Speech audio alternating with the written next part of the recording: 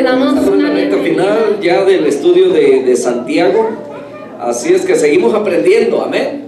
En esta noche nuestro hermano Aquiles nos trae, yo creo que sería el penúltimo, ¿verdad? Estudio último, así es que el examen viene en camino.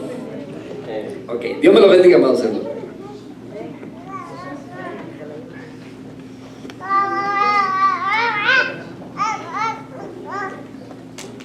Gracias a Dios tenemos buena asistencia. Dios los bendiga por su esfuerzo, hermanos.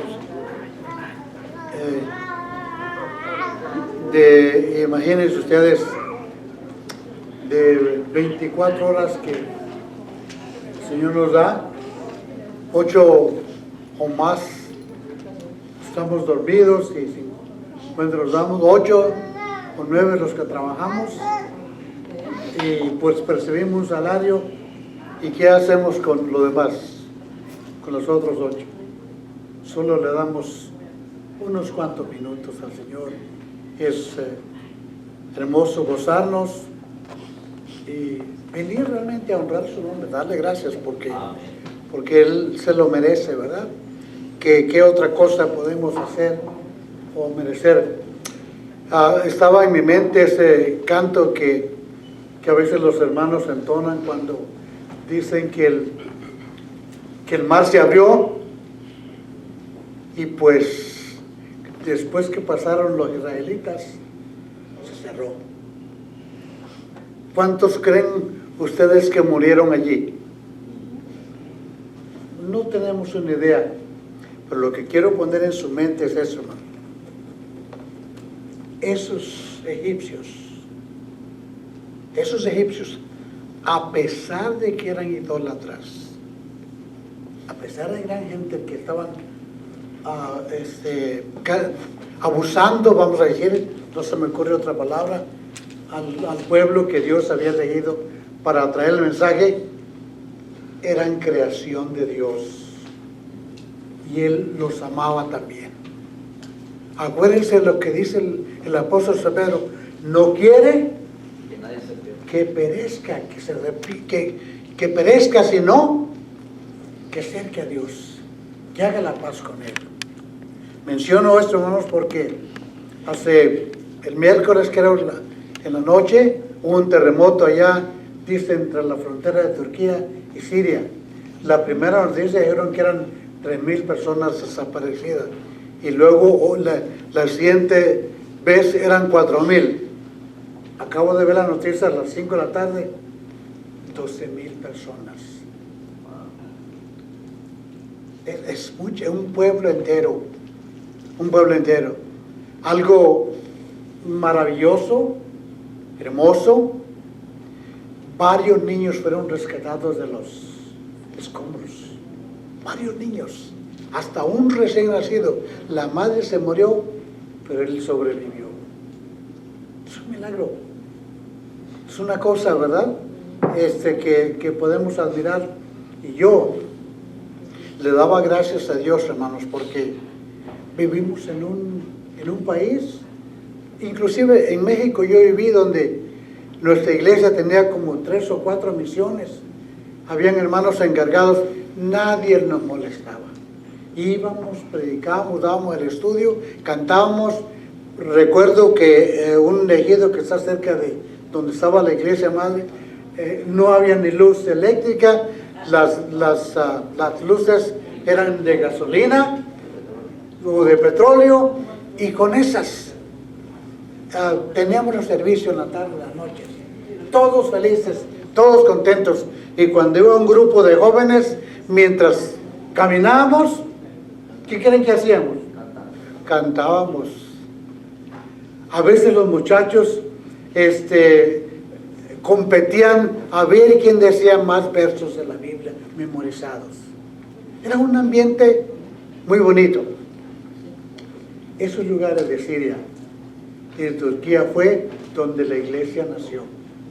La iglesia, la fe que nosotros proclamamos, allí fue donde llegó el evangelio primeramente. Allí fue donde llegó. Y desafortunadamente, pues la vida es así, las cosas continúan. No quiero asustar a nadie, pero los científicos han dicho que si Yellowstone, ya ven que el agua, los glaciers está hirviendo abajo de la tierra. Está hirviendo y el agua que está ahí pues está caliente, está saltando. Eso quiere decir que estamos muy cerquita.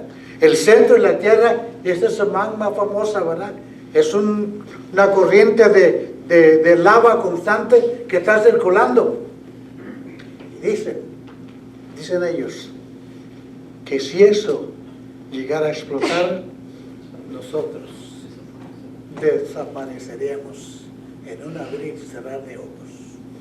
Dios tenga misericordia de nosotros.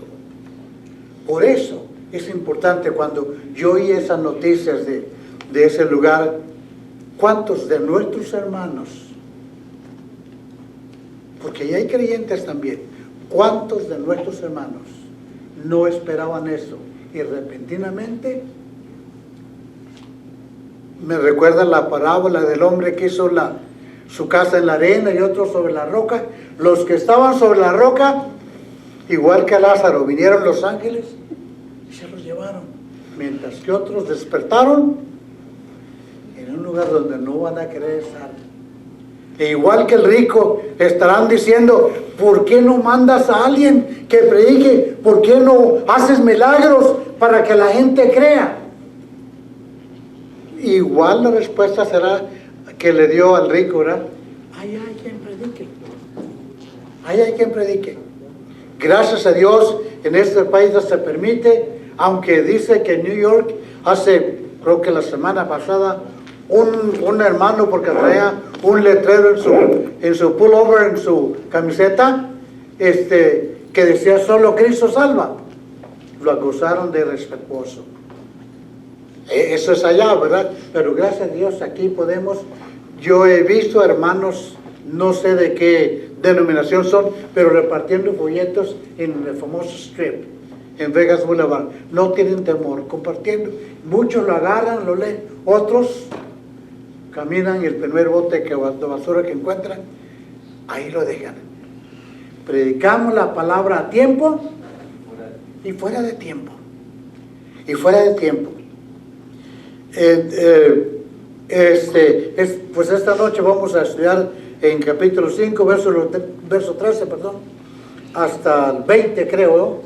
Si es que alcanzamos a llegar. Ahora, permítanme decirles, recuerden ustedes que dicen que la carta del apóstol Santiago, capítulo 5, vamos al capítulo 5, verso 13 en adelante, que el apóstol Santiago escribió su carta, ¿cuándo? Entre el año 45 y 48. Escribió la carta. ¿Por qué la escribió? Porque como nosotros, excepto yo creo por los hijos de algunos hermanos, la mayoría de nosotros hemos venido ¿de dónde? De otros países. Hemos llegado a nuestra tierra no porque no amemos nuestra tierra. La amamos. Amamos a nuestra gente. Amamos todo. Pero buscamos una mejor vida. Buscamos una oportunidad y especialmente para ayudar a que nuestros hijos se eduquen, sean mejores que nosotros. Algunos, como en mi caso, yo solamente estudié hasta el 6º grado y 3 años en el seminario. Eso fue todo. Pero queremos que nuestros hijos sean, pues, mejor que nosotros. Entonces, esa es la razón también porque si ustedes pusieron cuidado al leer o ahora que estudiamos la epístola de Santiago, pareciera que fuera un profeta del Antiguo Testamento, de la manera en que escribe, y lo hace. Lo hizo porque en ese tiempo, lo dije y la Biblia lo dice, los primeros personas que aceptaron al Señor como su Señor y Salvador fueron judíos. Fueron judíos. No eran gentiles, no eran griegos. no eran romanos, no eran italianos, la gente común que venía de tiempo, no eran ellos, eran judíos. A tal grado que en el capítulo 15 de Hechos, si no me equivoco, hubo un problema porque los judíos que estaban allí querían que los gentiles cumplieran ciertos ritos de la ley mosaica. Y fue el primer concilio en el año 69, donde no recuerdo, pero antes del 69, hubo un concilio donde llamaron a Pablo y a los misioneros, vamos a discutir esto. Y ahí lo dice la palabra de Dios que les digo, no, hermanos, no, si nuestros padres, si los antepasados no pudieron cumplir con las responsabilidades, ¿cómo vamos a poner estas cargas a estas gentes se han entregado su vida al Señor? Ellos han recibido el Espíritu Santo, han sido inspirados también, y lo dice la palabra de Dios. Ahora, algo que, Santiago nos enseña en su capítulo 2, 14 al 17, de acuerdo con el apóstol Pablo, que él defendía la salvación por la fe. Él defendía la salvación por la fe, porque nos dice el versículo 17 del capítulo 2, dice, y fíjese cómo le habla, y precisamente dirigiéndose a los judíos, así también dice, bueno, el 16 dice, y alguno de vosotros le dice, id en paz, calentaos y saciaos, pero no les dais las cosas que son necesarias para el cuerpo, ¿de qué aprovecha? Así también la fe, si no tiene obras en sí misma, es muerta. Pero alguno dirá, tú tienes fe y yo tengo obras, muéstrame tus obras y yo te mostraré mi fe por mis obras. Él estaba de acuerdo con el apóstol Pablo, y la razón por qué es porque, hermanos, los judíos eran realmente, querían cumplir con algunos ciertos requisitos de la ley y querían obligar a los hermanos gentiles, los que no eran judíos, a que también se sometieran a esas cosas. Ahora, escribió un historiador, dice que Santiago, ¿cómo murió Santiago? ¿Alguien sabe cómo murió el apóstol Santiago? Él era el pastor, en inglés le dice el bishop, el obispo de Jerusalén. Después que el evangelio comenzó, él se quedó encargado de la iglesia de Jerusalén. Él era el pastor. ¿Quién sabe cuántos cientos o miles de hermanos habían allí en esa época? Y no cabe duda que había tantas discusiones con los fariseos, los escribas, los saduceos y toda esta gente que no quería, a pesar de que vieron los milagros y todas aquellas cosas,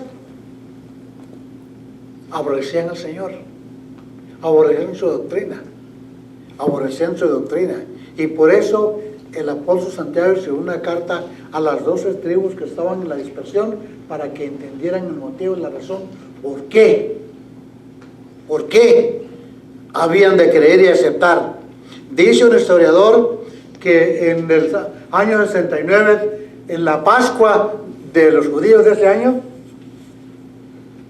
los tomaron preso los fariseos, los subieron al pináculo del templo, a lo más alto del templo, allí en Jerusalén, y le obligaban, querían que él dijera que lo que él predicaba era falso, era mentira. Y él le decía, ¿por qué ustedes no creen en nuestro Señor? Porque él dijo, porque Él está sentado a la diestra de Dios. Él vivió, murió, resucitó, y así como se fue, volverá a venir. Se burlaban ahí lo tenían.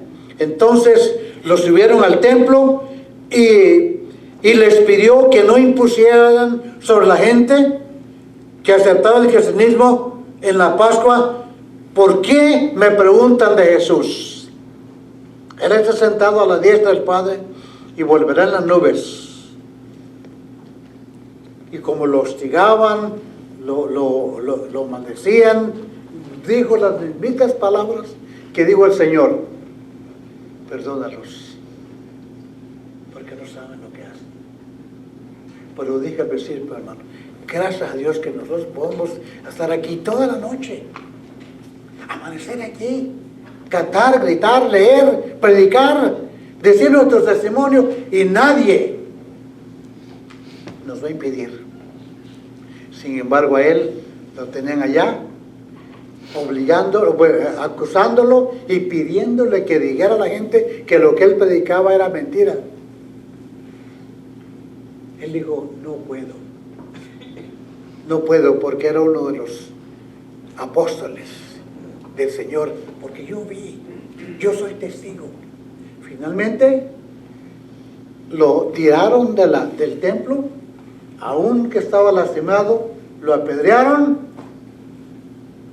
hasta que lo mataron. Hasta que lo mataron.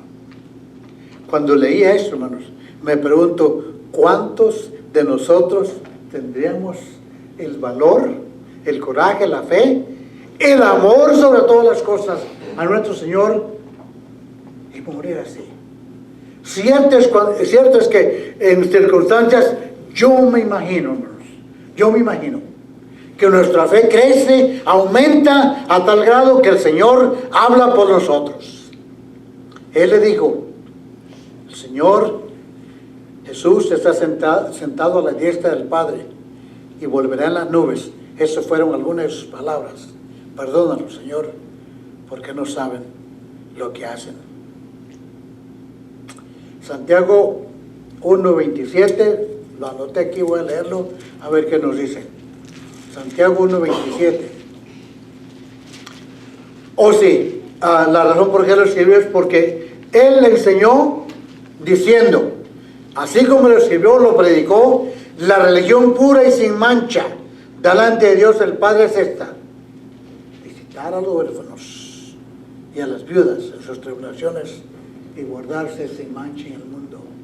Cuando el mismo Señor le dijo a esta gente que lo mataron, que cómo ataban cargas al pueblo, y ellos ni siquiera con un dedo de su mano eran capaces de levantarlo. Ok, ahora sí vamos a los versos. El versículo 13 dice: ¿está alguno entre vosotros afligido? Haga oración. Haga oración. Hermanos, yo creo que es normal, natural, y a veces sin querer queriendo, dijo el chavo, cuando estamos así, lo primero que hacemos es clamar en silencio o loud, auricularmente, ¿verdad? Lo hacemos, clamar a Dios, porque sabemos en lo más profundo de nuestro corazón, como deseamos el domingo pasado, porque el Espíritu Santo vive en nosotros y Él nos ayuda y nos asegura que Él está intercediendo por nosotros. ¿Está alguno entre vosotros afligido? Y lo aplicamos a nosotros. Si tenemos alguna preocupación, alguna cosa que la mejor cosa que podemos hacer es orar al Señor. Orar a Dios, hablar con Él. Él dijo, verás cerrado tu puerta, entra a tu puerta, que Él que te ve en secreto te recompensará. Y quizás haya un testimonio, hermanos, de que nosotros hemos hecho eso. Hemos hecho eso, ¿verdad? Que el Señor, yo le doy gracias a Dios, porque ya empecé a mover, a agarrar, a tomar estas cosas. Él a su tiempo da las cosas. Él a su tiempo nos contesta, siempre y cuando confiamos. Hago oración. ¿Está alguno alegre? Qué bonito que la señorita aquí, ¿verdad? Cantemos, saludemos, alabemos el nombre del Señor. Qué bonito. Eso es la cosa más hermosa que podemos hacer. Miren, cuando estamos con esta alegría. Pablo lo hizo, David lo hizo y muchos lo hicieron. Cuando estaban contentos, la mejor cosa que podían hacer era alabar para testimonio de los otros o simplemente para agradecer lo que Dios estaba haciendo con ellos. Ahora, ¿está alguno alegre? Dice, cante alabanzas, cante. Orar y alabar son cosas naturales, normales y que nos dan alegría. El versículo 10 dice en este mismo capítulo, dice, hermanos míos, tomad como ejemplo de aflicción y de paciencia a los profetas que hablaron en el nombre del Señor. ¿Cuántos de ellos no sufrieron? Sufrieron y murieron, predicando, murieron encadenados. ¿Recuerdan qué le pasó a Juan el Bautista, verdad? Quizás los gentes han investigado, había un tronco de madera allí donde habían hecho especialmente para que pusieran su cabeza a las personas. Cortar la cabeza, cortarse su cabeza. El ejemplo es uno de ellos, Juan el Bautista. Y casi la mayoría de los apóstoles murieron, sí, sufrieron, simplemente por eso, dice el apóstol, hermanos míos, tomen como ejemplo de aflicción y la paciencia de los profetas que hablaron en nombre del Señor. ¿Se acuerdan de Elías? Lo perseguían. Señor, han matado a tus siervos, tus profetas, y solo yo quedo. El Señor dijo, no, tengo todavía muchas almas, miles que me aman y están dispuestos y no han doblado sus rodillas. ¿Recuerdan la historia de Daniel? Dice, sepas que si hemos de morir en la boca de los leones o carbonizados en el horno de fuego, no vamos a doblar nuestras rodillas ante tu Dios. Después que el milagro pasó, el rey mismo reconoció diciendo, no hay Dios como el de ellos. Amén. There's no such God like them. Hagan todo, háganles caso y respétenlos. Ahora, sigue diciendo el versículo 13, canta alabanza. El 14, ¿está alguno enfermo entre vosotros? Esto es importante, y aquí es donde me voy a concentrar estos minutos que les voy a dar, hermanos. ¿Está alguno entre vosotros enfermo?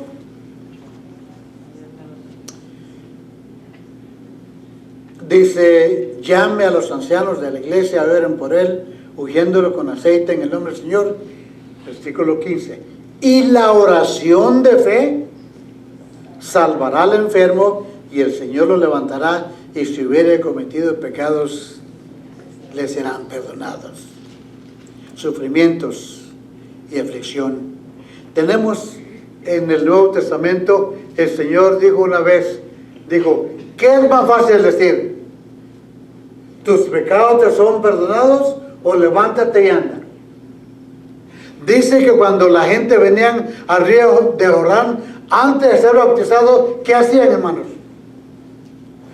Confesaban sus pecados.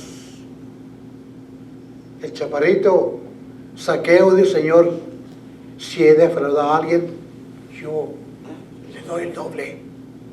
Estoy seguro que en su conciencia pasó todas aquellas injusticias, si es que las había hecho. Digo, estoy dispuesto, reconozco, porque no soy digno, Señor, de que tú vengas a mi casa.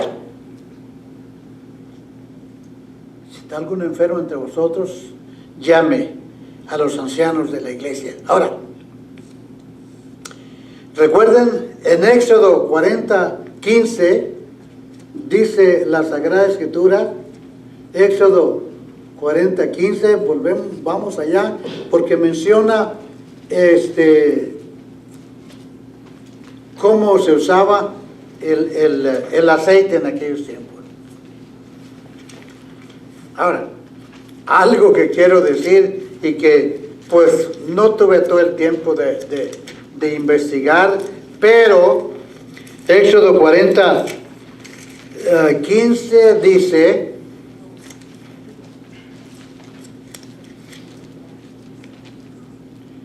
y los ungirás como ungiste a su padre, y serán mis sacerdotes, y su unción les servirá por sacerdocio perpetuo por sus generaciones. Lo que quiero enfatizar ahí, o que vean la palabra, el ungimiento, era con aceite. En alguna parte de la Biblia, y si estoy equivocado, corríganme, dice qué clase de aceite se usaba.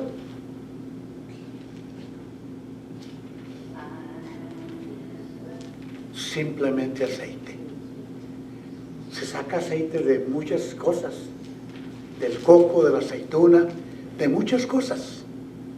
Tradicionalmente la gente ha usado el aceite de oliva, tradicionalmente, pero solamente menciona el aceite. Ahora, el aceite se usaba para ungir ¿a quiénes, hermanos? Díganme uno. A los sacerdotes. ¿Quién más? A los reyes y a los profetas.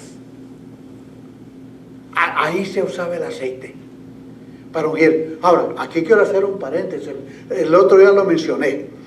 Hay algunos hermanos individualmente que lo hacen eso. Ya ven ustedes que la última día que estuvo el Señor con los discípulos, ¿recuerdan la última acción que hizo? Le lavó los pies a los discípulos. En algunas congregaciones de otras denominaciones acostumbran a hacer eso. Los católicos, el Papa lo hizo, ¿verdad? El Papa lo hizo. Lavarle los pies como un simbolismo de humildad, porque el Señor dijo: como yo he hecho, ustedes también háganlo. Hagan a su hermano, no importa quién sea, háganselo. El ungimiento con aceite era como parte del proceso de sanar la fe, y también la imposición de manos. Leía un comentario que dice que la aceituna, así verde, fresca, si se muerde, ¿saben cuál es el sabor? The taste, bitter, amargo. Pero cuando ya está pisoteada y sale el aceite, el sabor cambia. ¿Cuál es el sabor? Dice que es medio dulce. Entonces el hermano dice: el aceite significa la unción del Espíritu Santo. ¿Por qué? Porque fue el Señor, es su Espíritu, ¿verdad?, que primero está amargo la vida nuestra, pero cuando saboreamos el aceite, su Espíritu Santo, el sabor es agradable y dulce. ¿No es así cuando venimos a los pies del Señor? El mundo nos parece diferente. Soy salvo. No nos importa irnos de este mundo porque hemos sido salvos. Ahora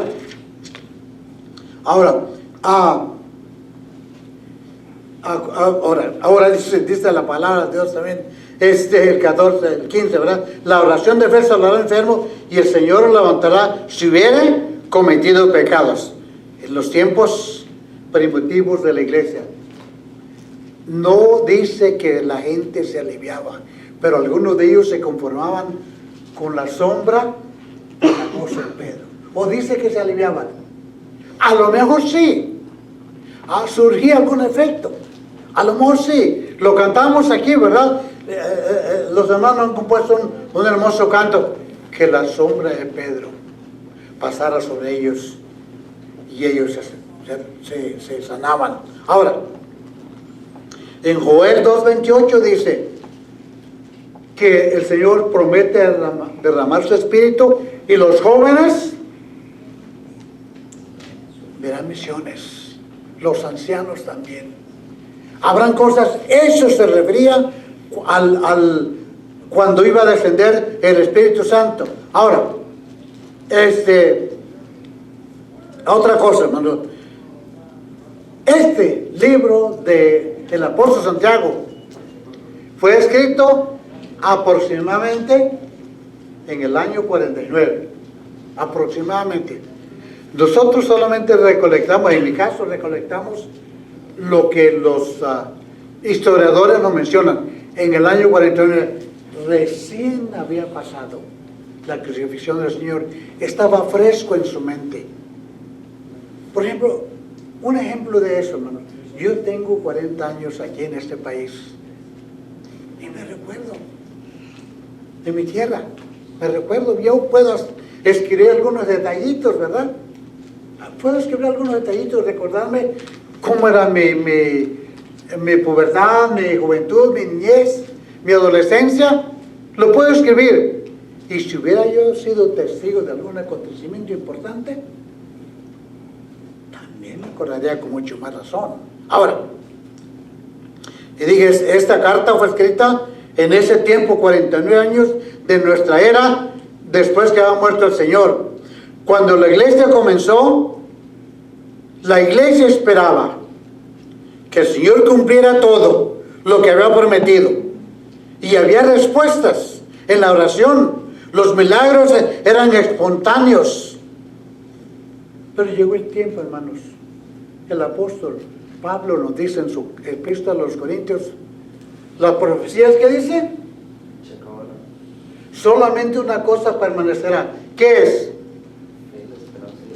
La fe, la esperanza y el amor. No quiere decir con esto, no estoy diciendo que el Señor no escucha y no sana, pero entendamos esto. El versículo 5 es bien claro cuando dice, no es el aceite, hermanos, el que alivia a la persona. ¿Se entienden? ¿Me comprenden? No es el aceite. Dice, y la oración de fe. Por eso es muy importante cuando nosotros, a mí la primera vez que vi que recogían las peticiones, me gustó, porque algunos tenemos temor de decirlo en público, pero qué bonito que los hermanos han tenido esta, y luego por la semana estamos pidiendo, ¿verdad? Estamos orando por ellos. No estoy diciendo que el Señor no está haciendo milagros, pero lo que está diciendo aquí, la oración de fe salvará al enfermo. Y dice, llamen a los ancianos de la iglesia. ¿Por qué hay que llamar a los ancianos de la iglesia? Uno, para tener una asistencia espiritual. ¿Qué mejor que nuestro pastor, que los diáconos, vamos a decir, los maestros de la escuela dominical, que son personas que antes de que impartan la enseñanza con nosotros, han tenido esa comunión con el Señor? ¿Qué mejor cuando los apóstoles, los discípulos allá en la iglesia de Jerusalén, escojan entre ustedes 7 varones? ¿Qué dijeron? Agarren a cualquiera, sino persona de fe. Díganme si no, nosotros tenemos cuidado cuando nombramos un líder de la iglesia, una persona. ¿Por qué? Porque los ancianos tienen que asistir al hermano con una asistencia espiritual. Tenemos que ser hombres de oración y verdaderos oradores y confiables en las promesas de la palabra de Dios. Orar no es solamente hablar, porque no solamente eso, hermanos, que salga de nuestro corazón, que salga de aquí, aunque sea poquito lo que hablemos, que salga de nuestra oración, de nuestro corazón. ¿Por qué llamar a los ancianos? Porque Dios, hermano, cuando oramos por el pastor, por el diácono, por los maestros, les está dando autoridad a nombre de la iglesia para que ellos actúen en nombre de nuestro Dios, para que sean hombres en la fe. El aceite es la señal o símbolo de actuar en el nombre de nuestro Señor. Y en algunas congregaciones todavía lo usan. Hermanos, a través de la oración están siendo restaurados. Por eso dice el versículo 15, la oración de fe salvará al enfermo. El Señor lo levantará sobre todas las cosas, hermanos. Y si hubiere cometido pecados, les serán perdonados. Algunos médicos, yo tengo en la familia, 3 médicos, ya han terminado sus estudios, están ejerciendo su profesión. Tengo como 3 amigos a los que les consulto por alguna cosa. Ellos también han dicho, hermanos, ellos dicen que muchas veces no entienden por qué un enfermo se ha aliviado cuando los pronósticos que ellos han encontrado son negativos. Y ellos dicen, es porque este hermano, esta persona, ha confiado en el Señor. Porque él ha confiado en Dios. Y es Él el que ha hecho el milagro. Si un té o un vaso de agua el Señor quiere usar para que nosotros seamos librados, lo vamos a hacer. Por eso, la oración de fe tiene mucho poder. Y si hemos cometido un pecado, es mejor confesarlo, hermanos. Confesarlo al Señor. Le decía a mi esposa, no está de acuerdo conmigo. En algunas congregaciones, no cada mes, ni cada tiempo, pero cuando hay a veces diferencias entre un hermano, otra hermana, entre familias, tienen un servicio de confesión. A veces entre esposos, entre hermanos, entre amigos, entre vecinos, confesar nuestras faltas. Es bueno sacar eso del corazón. Si hermano Daniel, pensaba mal de usted, hermano, pensaba mal. Yo tenía allá en Nuevo México, uno de los miembros de la iglesia, tenía sus propiedades, tenía pues, un dinero ahí, él, pero nunca era realmente de ese tipo, personas amables de la esposa. Muchas veces fuimos a su casa y yo notaba, yo decía, este hermano, realmente mi pregunta era si él conocía al Señor o no había entregado su corazón. Hasta que una vez me ofreció trabajo y trabajé con él. Era la persona más noble que ustedes pueden imaginar. Nunca me andaba vigilando. Él me daba una lista nomás de cosas que tenía que hacer. Hazlo.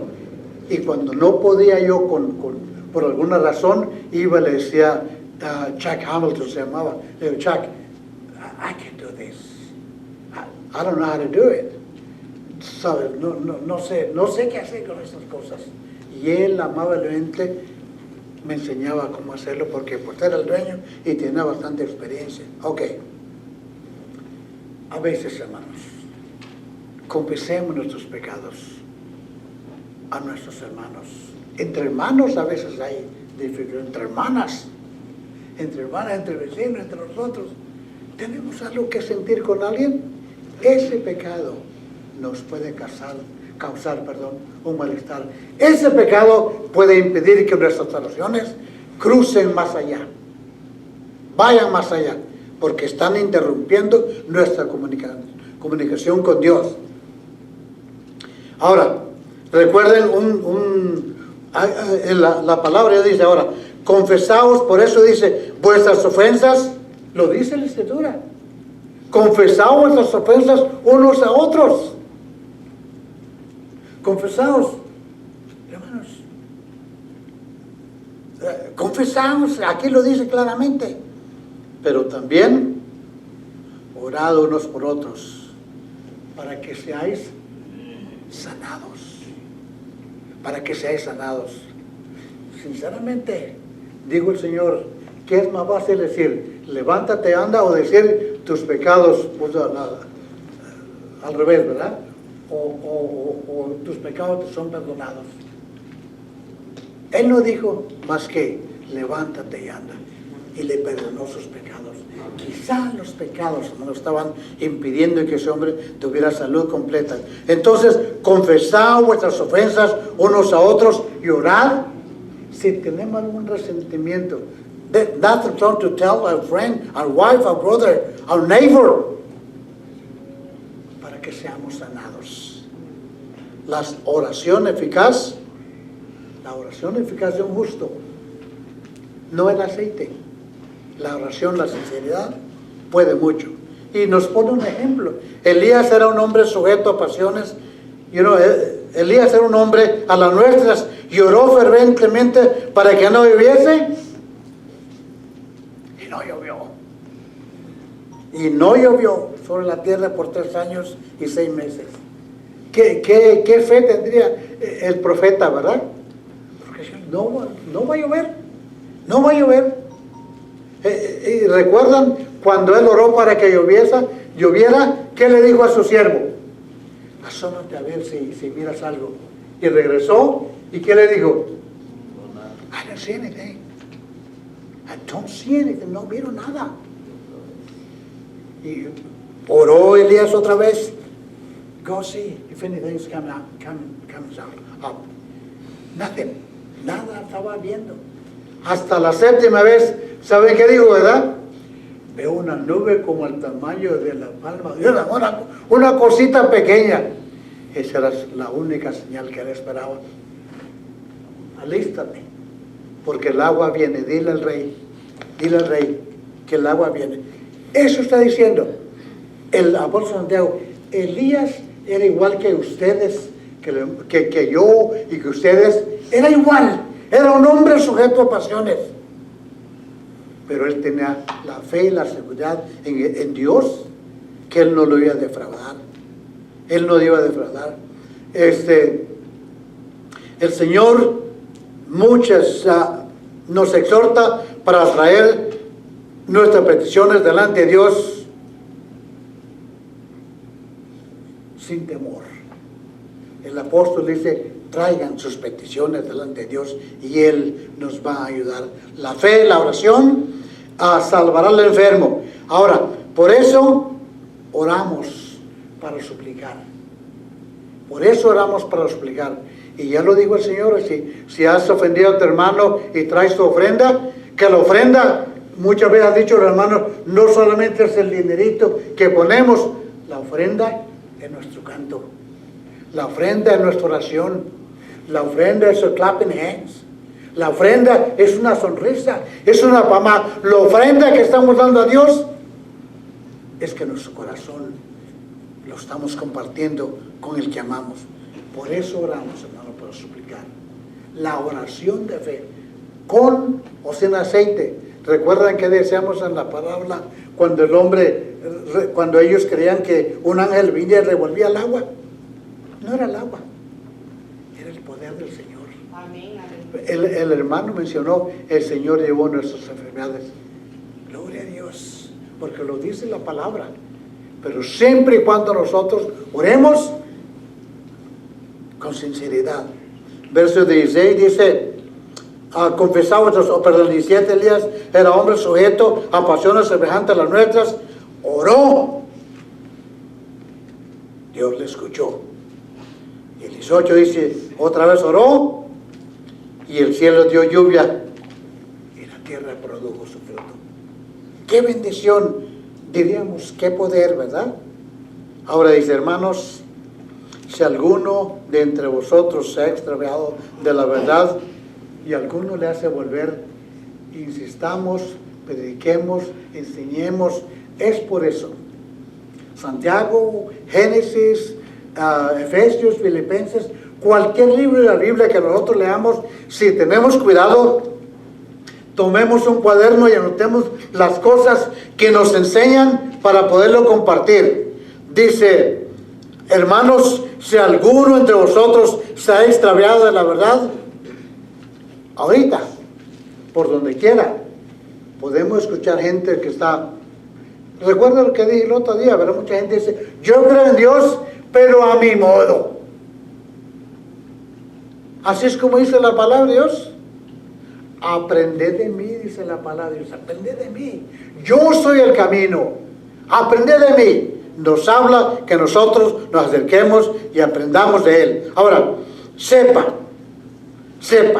hermanos, si nosotros sabemos de un hermano, o inclusive un neighbor, sea creyente o no, el que haga volver al pecador del error de su camino, salvará de muerte un alma y cubrirá multitud de pecados. No es que nosotros vamos a cargar el pecado, pero simplemente al reconocer esta persona que el Señor le puede dar perdón, Él va a ser salvo. Esos pecados serán lanzados al fondo del mar. Dios les bendiga, hermanos. Amén. Gracias por escucharme. Amén.